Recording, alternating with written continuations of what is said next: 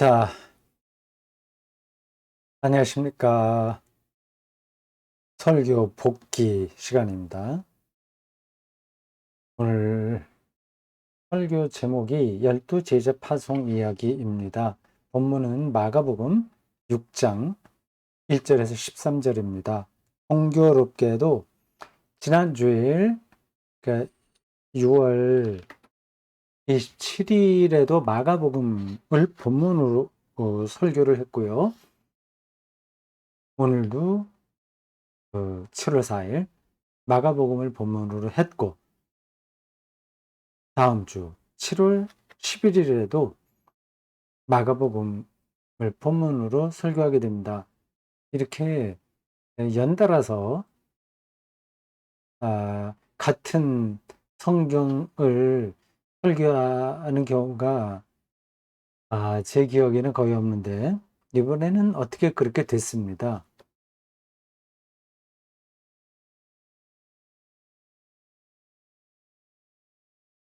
자, 설교 원고가 여러분들 화면에 보일 겁니다.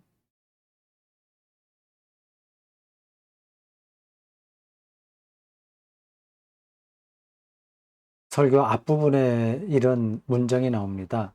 한 패러그래프 전체를 제가 빨간색으로 예, 바꿔놨습니다. 더러운 귀신을 제어하는 권능이라는 표현을 잠깐 설명하려고 하는 겁니다. 엑수시아라는 헬라어거든요. 그런데 우리 성경을 보면 권능이라고 하는 단어가 같은 마가복음 6장 2절에 또 나옵니다. 2장, 아, 예, 6장 2절에 보면 끝대목에 예수님이 그 고향에 들어가서 하신 일에 대한 설명입니다. 사람들이 이렇게 평가를 했어요. 이 사람이 받은 지혜와 그 손으로 이루어지는 이런 권능이 어찌됨이냐. 예.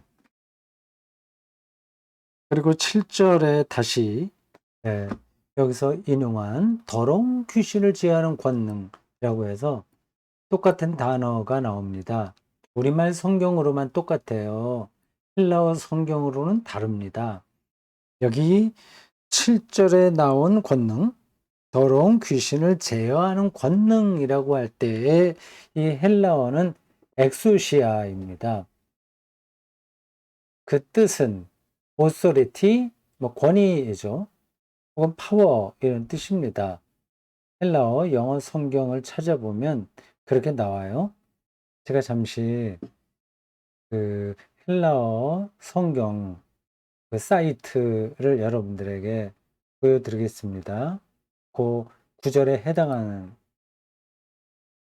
내용입니다. 보십시오. 나왔죠?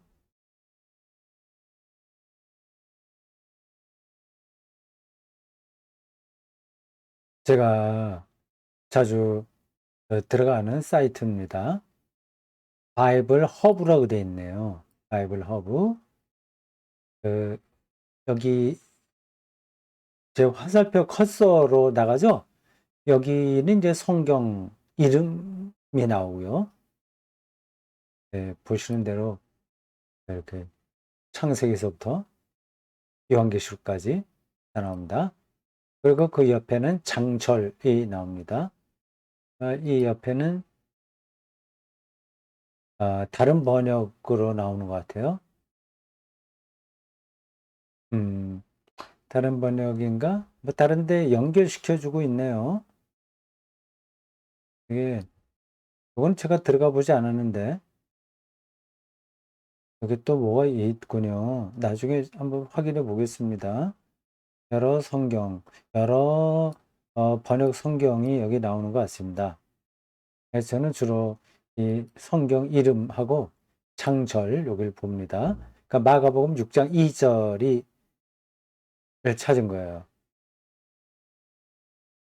2절이 좀 길죠? 전체가 다 2절, 2절입니다. 맨 끝에 나오죠.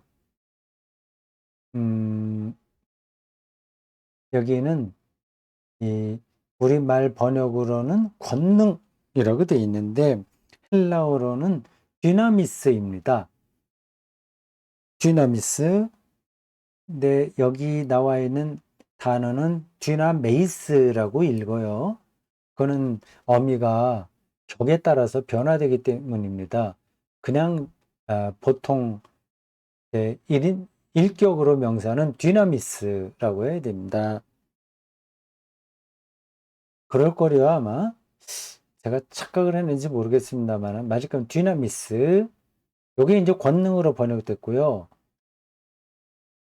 이 더러운 귀신을 제어하는 권능이라고 할 때 그 7절의 권능은 이 듀나미스가 아니라 찾아보겠습니다.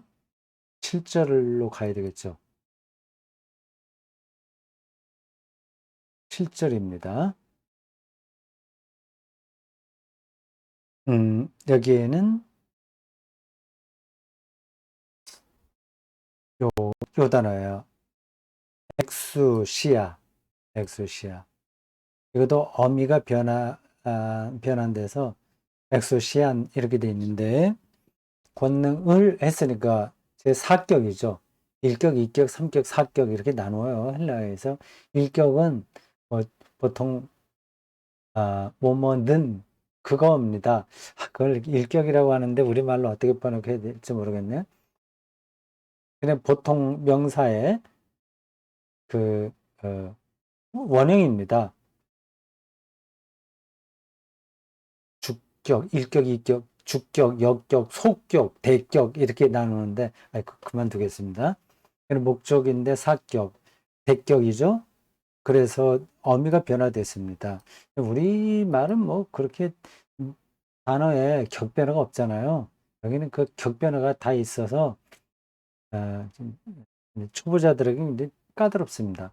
엑수시아예요. 엑수시안 돼 있습니다만은 일격으로는 엑수시아, 사전에는 엑수시아로 나오죠.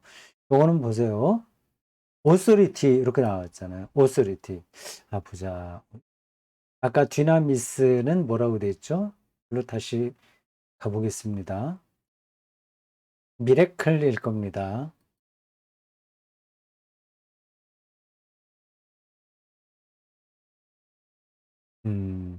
듀나미스.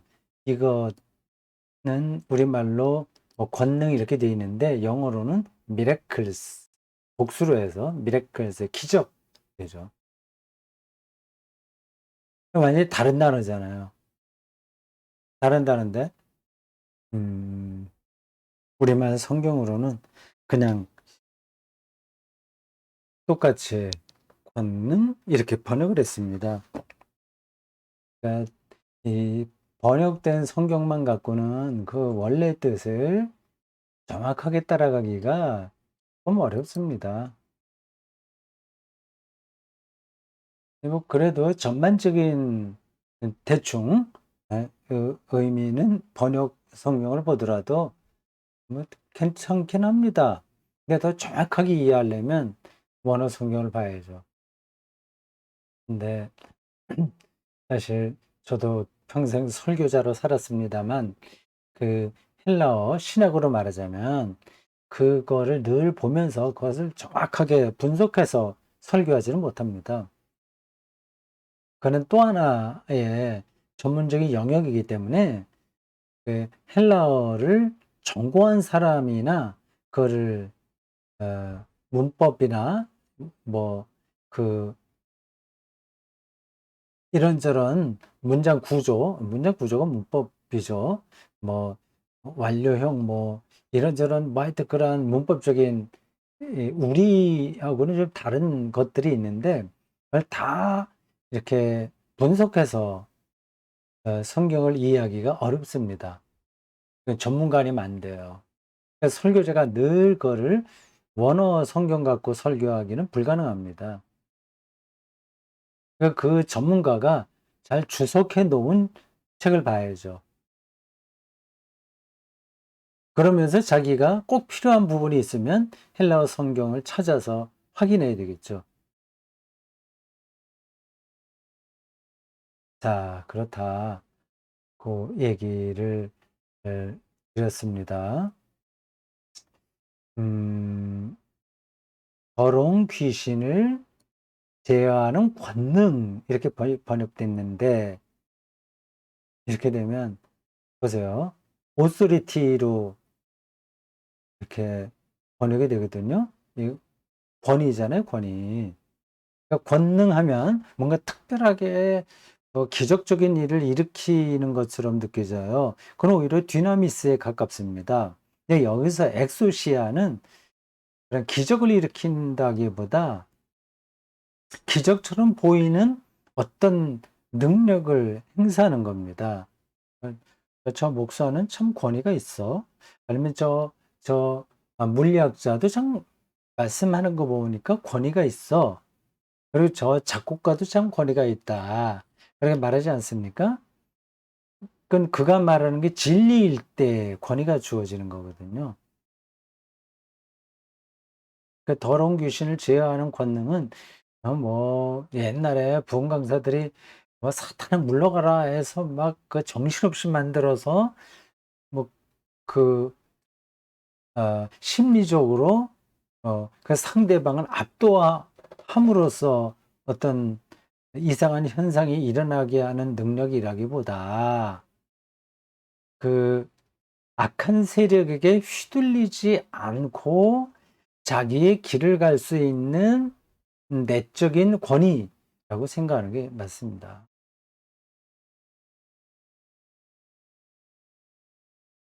음, 자, 그렇고, 다음 회개에 대한 이야기 잠깐 했습니다. 회개는 제가 뭐 기회 될 때마다 많이 이야기했습니다. 근데 일반 신자들은 그런 거 한번 듣고 확 느끼지는 못할 겁니다. 그리고 이제 알고 있다고 하더라도 설교의 어떤 흐름상 필요할 때는 그 내용을 또 이야기해야 되죠. 그 메타노이아 그 설교 시간에 제가 그런 단어는 외워두는 게 좋다 말씀드렸습니다. 그 어, 단어나 그 문장을 외운다는 것은 대단히 중요한 공부입니다. 시인이 되려고 하는 사람들은 시를 많이 외워야 됩니다.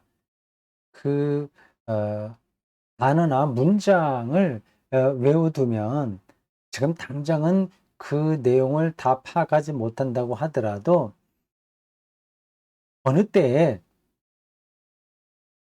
그게 확 와 닿을 때가 있는 거죠. 그러니까 그런 단어들, 메타노이아 이런 것들은 그것만이 아니라 뭐 칭의라든지 뭐 기독교 신앙에 관계된 용어들, 뭐 존재론적 변화 뭐 이런 거나 하나님의 통치, 하나님의 종말론적 통치 뭐 이런 단어들은 그만 말로 표현해 봐야 됩니다. 그렇지 않으면 자기께 안 돼요. 메타노이아에 대한 설명을 거기서 이번 설교에서도 잠깐 했습니다. 그 회개를 설교한 거죠. 이게 설교의 내용은 회개. 저도 설교자로서 설교의 핵심은 늘 회개입니다. 근데 그거를 잘못 이해하는 사람들은 뭐 잘못된 윤리 도덕적인 거 고쳐 뭐 이런 식으로 억압하고 아니면 심리적으로 자극하고 하는데 그런 것들은 작은 음, 에, 행동의 뉘우침입니다. 그건 교양이라고 제가 많이 말씀드렸어요. 그거는 우리가 회심을 하더라도 그거는 못 고칠 수도 있습니다. 잘못된 습관을 어떻게 다 고치겠어요. 그리고 그거는 고친다고 하더라도 사람들에게 이게 따뜻한 말을 해주는 거 좋지 않습니까? 그렇다고 해서 그 사람이 회심한 건 아니거든요. 그러면 회심하고 실제로 말을 정직하게 하고 행동이 변화되는 거는 아무 상관이 없다는 말이냐? 그 뜻은 아닌 거예요.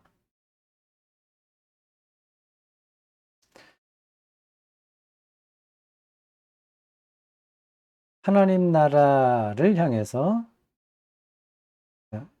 여기요. 하나님 나라, 하나님의 통치, 하나님의 생명을 향해서 삶의 방향을 돌리는 것, 이게 회개인 거죠. 회심, 메타노이아입니다. 이게 뻔한 이야기처럼 들릴 수도 있어요. 네, 그렇지 않습니다. 저거 하기는, 그렇게 회심하기는 음, 불가능합니다. 어려운 거예요. 우리가 도덕적인 몇 가지 잘못된 행동을 고치는 거는 쉽습니다. 오히려 딱 마음 먹으면 돼요. 심지어는 뭐 예수 믿으면 술, 담배 하지 말아야지, 담배 끊어야지, 뭐 이런 차원까지 내려가지 않습니까? 그래서 웃기는 얘기죠. 어떤 사람들이 옛날에는 그런 얘기 많이 했습니다. 간증식으로. 네, 담배 끊고 뭐 술 끊는다. 뭐 그거하고는 예수 믿는 거하고는 아무 상관이 없는데, 아, 이제 어쨌든 그래도 그런 거는 고칠 수 있습니다.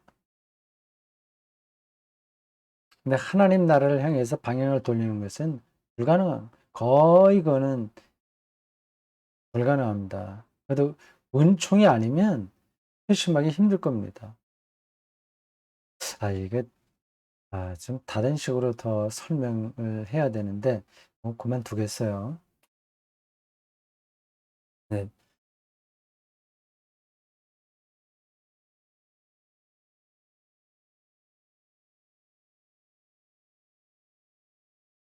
귀신을 쫓았다는 이야기를 하면서, 이제 귀신 현상이 오늘 21세기에도 여전하다고 말씀드리면서, 전쟁이 이 바로 귀신 현상이 아니냐, 예로 들어 설명한 겁니다.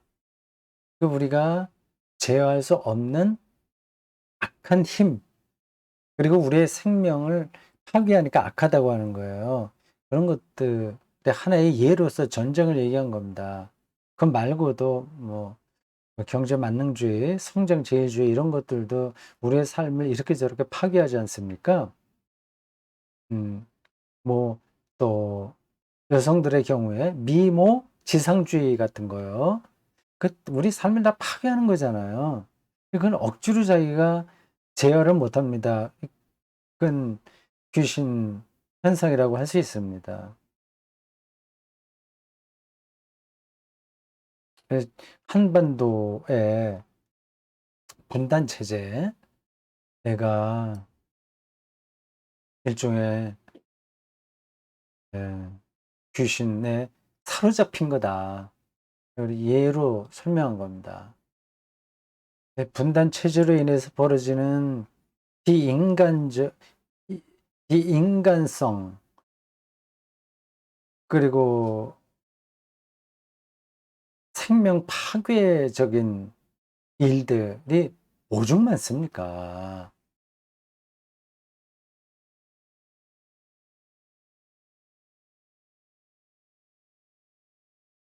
일일이 제가 설명하지 않겠습니다. 음, 군수산업 한번 생각해 보십시오. 설교 시간에 하지 않은 이야기예요.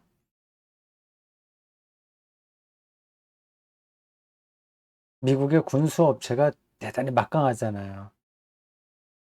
근데 그들의 로비력도 대단하죠.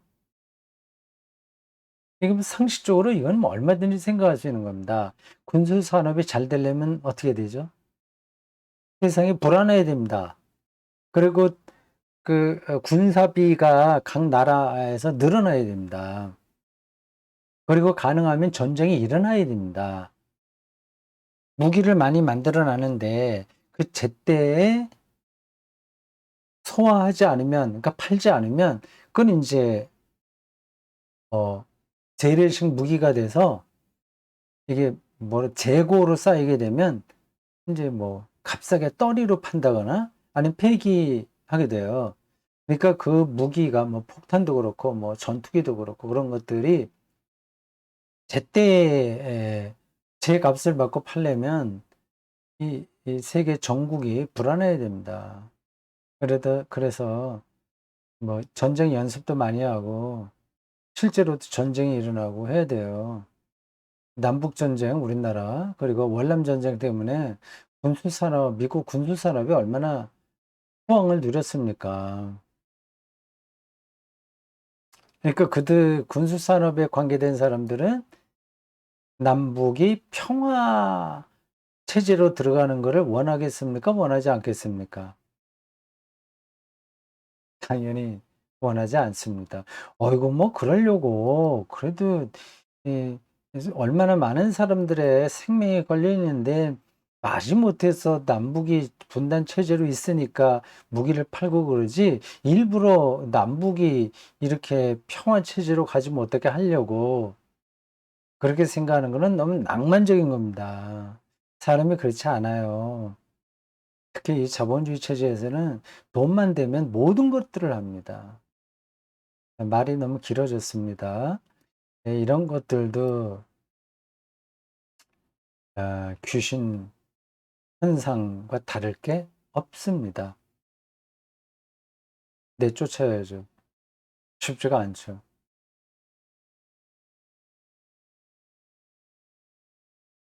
그래서 그 단락 마지막 대목에서 저를 포함해서 우리 모두 예외 없이 크게 또는 적게 이런저런 귀신에 사로잡혀 있는 사람들일지 모릅니다. 이렇게 말씀드렸어요.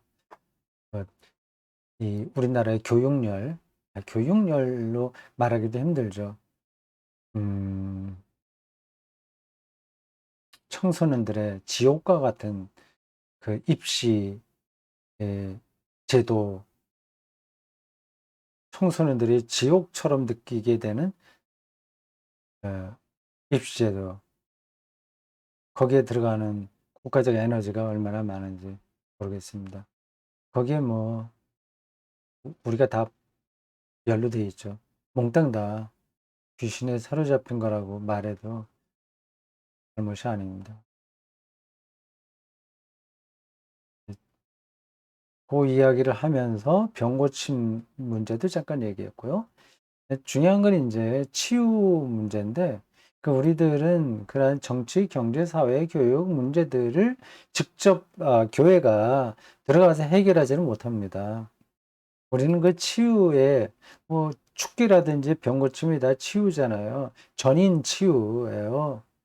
아, 좀, 좀 치유받고 살았으면 좋겠어요. 근데 치유받는 게 뭔지도 사실은 잘 모르고 사니까 길을 찾으려고 하지도 않습니다. 그런 게 당연히 그러려니 하고 사는 거예요. 이게 심각한 문제 아니겠습니까? 마치 도박판에 들어가서 사는 거하고 비슷한 겁니다. 그러면 거기 있는 사람들은 다 도박하는 거를 당연한 거라고 생각하는 거죠. 얼마나 그게 불안합니까? 그 안에서. 뭐 따는 사람도 있겠지만 또 잃는 사람도 있고 거기서 이제 또 빌붙어서 겨우겨우 인제 음 살아가는 사람도 있고 그건 이제 자연스러운 거로 생각하는 거예요. 그게 아니잖아요. 음 그 도박판 밖의 세계를 경험하지 못했기 때문에 에 치유의 길을 찾으려고 하지 않습니다. 네. 근데 치유의 근원을 우리가 세상에 알리는 사람들이다. 직접 뭐 교육을 한다거나 직접 뭐 정치를 한다거나 직접 복지 활동을 할 수는 없어요. 그런 건 교회가 가끔 그 뭐 구제 뭐 복지 뭐 학교도 운영하고 하는데 병원도 운영하기도 하고요. 그거는 사이드 에 뭐라고 해야 되나? 주변적인 일입니다. 그게 교회의 본질이 아니에요. 그건 인제 세상에 해야 될 일을 충분하게 못하니까 우리가 좀 도와서 할 뿐입니다. 우리가 해야 될 일은 그 전인 치유, 인간의 파괴된 생명의 회복, 그것의 근원이 뭐냐를 세상에 알리는 공동체입니다.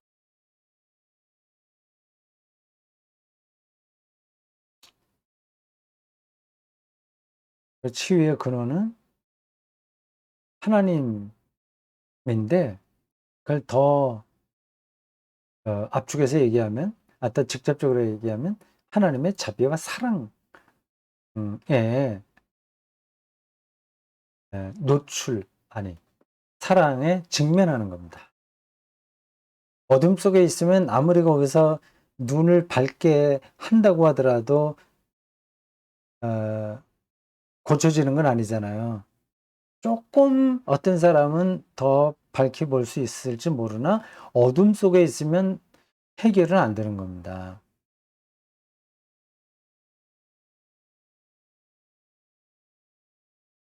그러니까 교양의 문제 갖고는 인간의 근본적인 문제가 해결되지 않는다는 뜻입니다. 근데 우리는 다 교양 차원에서 살아요. 돈을 버는 것도 다 좀 교양스럽게 살려고 하는 거 아니겠습니까? 공부하는 것도 그렇고요. 남에게 보이는 거죠. 그거는 좀 그럴듯한 교양을 쌓는다고 하더라도 전혀 자기의 근본이 변화되는 건 아닙니다. 그건 인정하실 거예요. 하나님의 자비와 사랑을 직면하는 거죠. 그러니까 어둠이 아니라 빛으로 옮기는 겁니다. 이게 너무 설교 쪽이고, 뭐, 다 듣던 이야기라고 생각됐어요. 이걸 더 설명하고 싶긴 했는데, 뭐 설교 시간에 뭐, 계속 또 그런 쪽에 머물러 있을 수 없어서 지나갔습니다. 네. 하나님의 자비와 사랑을, 이게 우리의 치유의 근원인데, 빛을 보는 건데, 그게 도대체 구체적으로 뭐냐, 하는 거죠. 그건 좀 뒤에 나오겠군요. 뒤로 가서 좀 더 얘기해 보겠습니다. 아, 하나님의 자비와 사랑이 왜 우리를 치유하는 근원이냐에 대한 설명이 예수의 십자가였습니다. 네, 이거 그렇게 어려운 이야기가 아니에요. 우리의 삶이 훼손되는 이유를 잘 보십시오. 다른 거 없어요. 이 뭐라고 표현을 해야 될까요? 이 세상이 너무 거친 거야. 그래서 자기가 어떻게 잘못될까 하는 그런 걱정이 너무 많은 겁니다. 무엇을 먹을까, 입을까, 마실까에 대한 걱정이에요, 사실 따지고 보면. 근데 여기서 어떻게 내가 살아남냐 하는 그런 생각 속에 오래 파묻혀 있어서 마음이 척박하고 뭐 하여튼 그 생명을 풍요롭게 누리지 못합니다. 이거 여러분들이 다 아시는 이야기일 것 같은데 제가 예를 들어서 공정에 대한 말을 했습니다. 공정하지 못해. 이 세상이 그걸 뜯어 고쳐야 돼. 그런 얘기는 맞아요.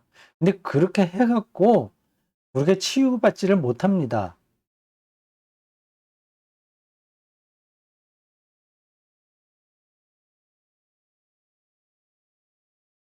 그 이유는 뭐냐? 한두 가지가 아니죠. 이 세상은 원래 공정하지가 않습니다. 공정할 수가 없어요.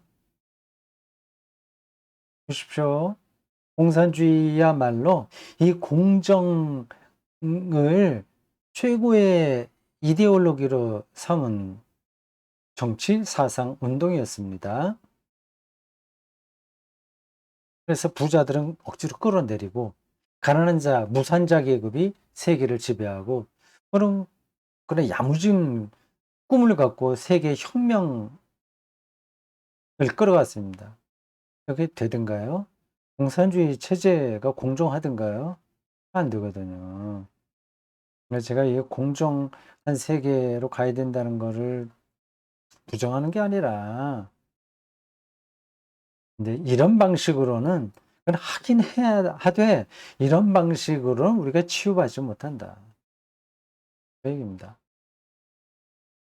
계속 불안한 거예요. 내가 어떻게 될까 봐. 그 공정 얘기하면서 이게 이제 하나님의 자비와 사랑에 직면하는 거와 연관시켜서 설명한 겁니다. 이미 우리가 공정하게 지금 대접받고 있는데 뭘 더 공정을 요구하냐. 그렇게 좀 듣기에 따라서 어 좀 지나치다 할 만한 이야기를 했습니다. 하나님에게 분에 넘칠 정도로 우리가 이미 공정하게 대접받았다는 사실을 들어봐야 되는 거죠. 아 그냥 쉽게 말하자면 이미 우리가 다 부자야. 그러니 더 부자가 돼야 된다고 말할 필요가 없는 거예요. 이미 부자가 됐는데.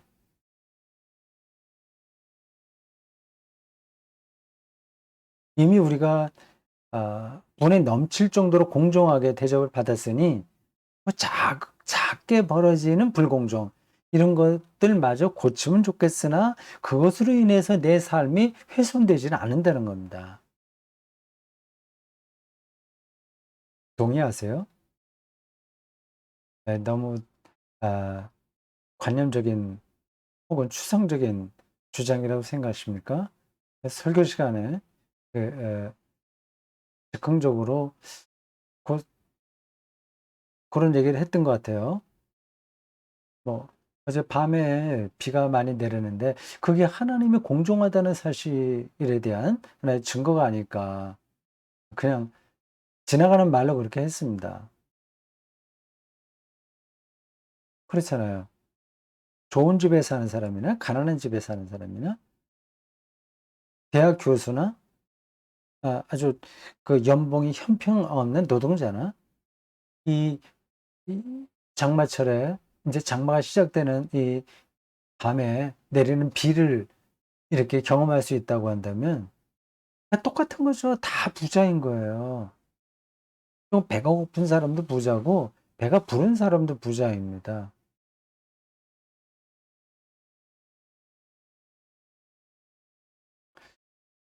설교 시간에 말하진 않았습니다만 제가 목사로서 이 부분도 생각은 했습니다. 대형 교회 목사와 작은 교회 목사, 작은 교회 목사가 불만을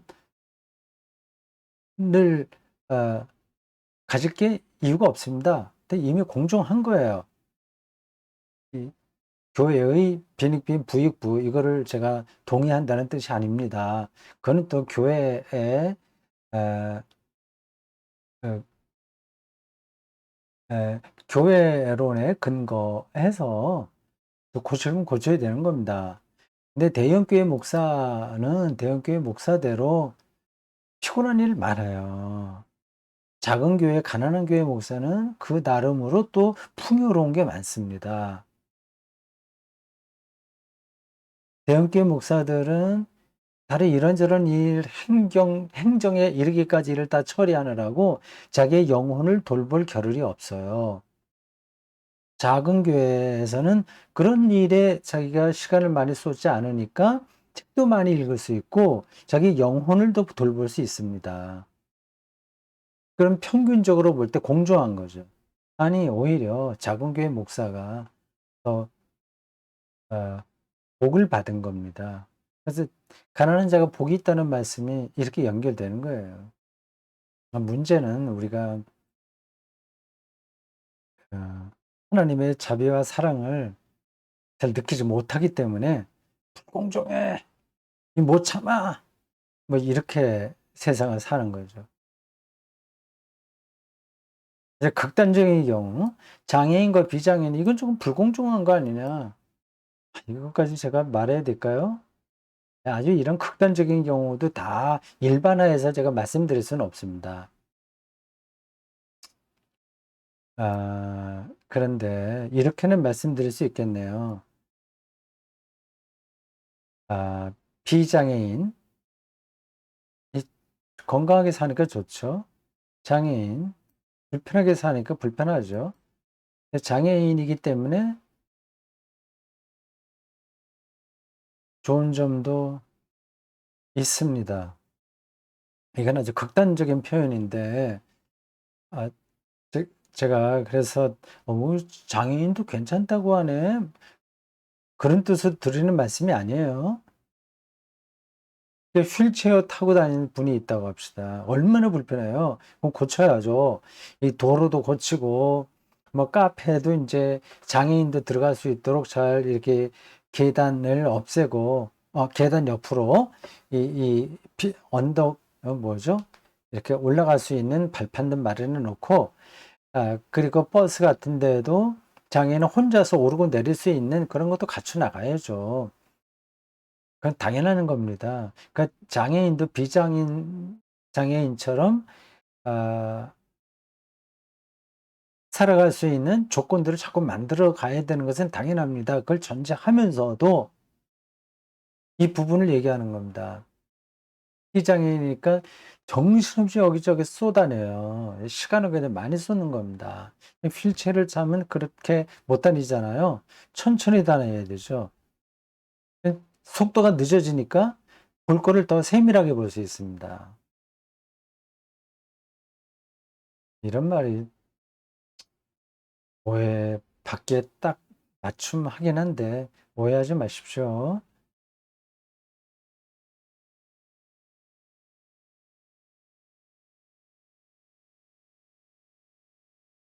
음, 마지막입니다. 자, 마지막 패러그래프입니다. 네, 하나님의 자비와 사랑 이 앞에서만 우리가 힐링된다는 말씀을 드린 거예요. 근데 그 하나님의 자비와 사랑은 어디에나 있습니다. 그래서 제가 장애인과 비장애인도 똑같이 하나님에게 대접받았다고 말씀드린 거예요. 장애인이라고 하더라도 어젯밤의 비를 황홀하게 경험할 수 있고, 비장애인이라고 하더라도 아무 생각 없이 지나갈 수 있습니다.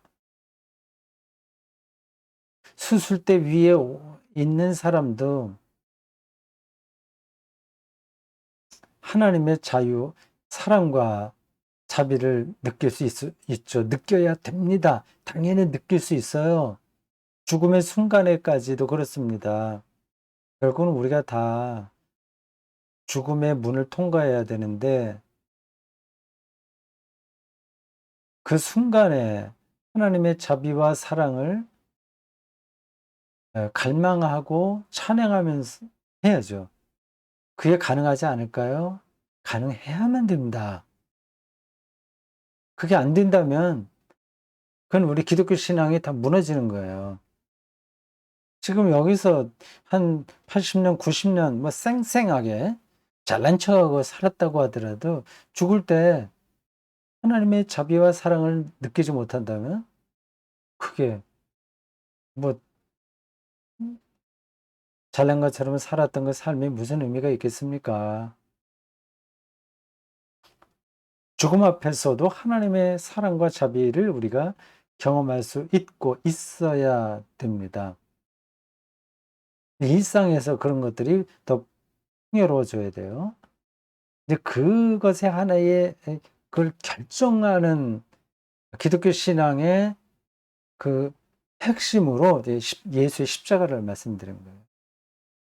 하나님의 자비와 사랑의 예, 징표다. 그런 얘기죠.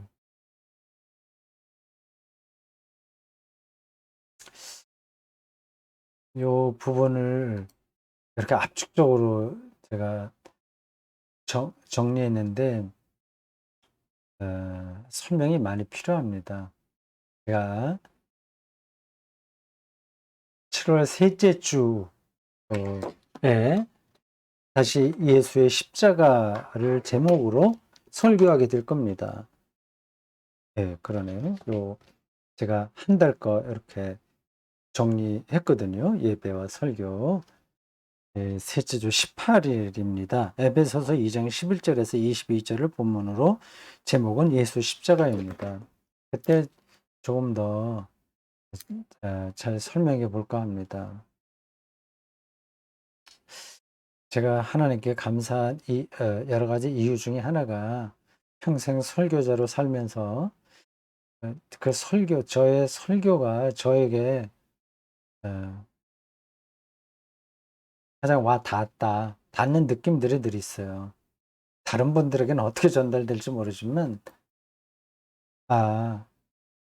그런 설교를 통해서 제가 기독교 신앙 안으로 조금씩 더 들어가는 느낌을 받습니다.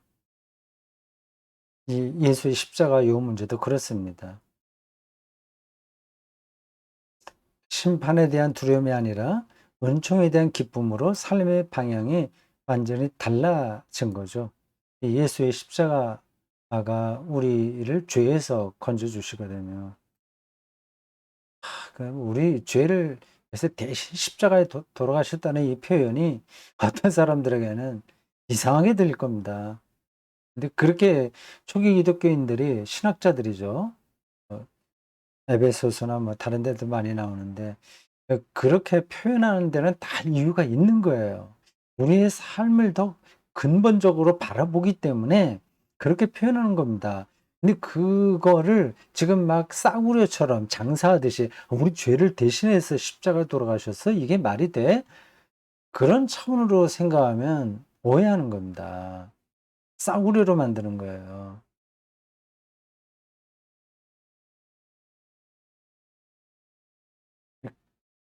우리의 죄, 자기 자신에 대한 불안감, 아무리 착하게 살아도 늘 한계가 있다는 걸 느끼고, 그리고 자기의 불완전한 인격, 미래에 대한 두려움, 이게 다 죄의 속성이거든요. 그게 용서받았다는 거는 그거 죄 거기 묶이지 않고 살도록 허락받았다는 얘기예요. 그걸 아는 사람은 그렇게 사는 거고 모르는 사람은 그냥 노름판에 들어가서 그 노름하듯이 그렇게 사는 겁니다. 노름판에 그만 있고 나와서 산책도 하고 구름도 보고 그래 살라고 하더라도 이 노름판이 자기 인생의 모든 거라고 이렇게 평생 배웠고 이렇게 경험한 사람들은 노름판을 떠날 수가 없습니다. 그러니까 예수 그리스도의 십자가로 우리가 죄 용서받고 의롭다고 인정받았다는 사실을 느끼지 못하는 사람들은 음 근데 그게 그렇게 사는 게 그냥 인생이 이러냐고 그렇게 사는 겁니다. 더러운 귀신의 작용으로.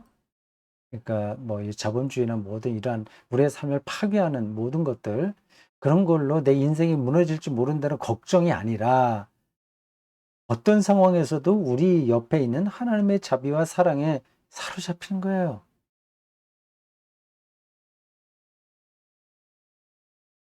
음. 저도 그렇게 더 정진해서 살아보려고 합니다.